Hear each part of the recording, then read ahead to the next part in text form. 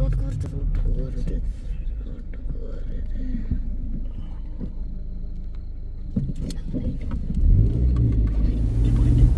நாங்கள் கொஞ்சம் கூட எதிர்பார்க்கவே இல்லை, பேசிக்கிட்டே வந்துட்டு இருந்தோம்.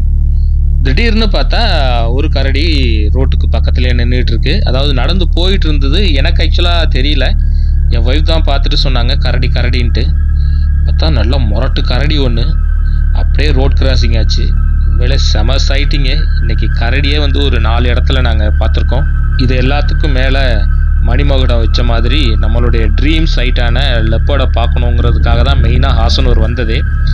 அந்த லெப்பர்டையும் பார்த்தோம் அப்படிங்கிற ஒரு திருப்தியோட நாம் அதுக்கப்புறம் இங்கேருந்து திரும்பி ரூமுக்கு போனோம்.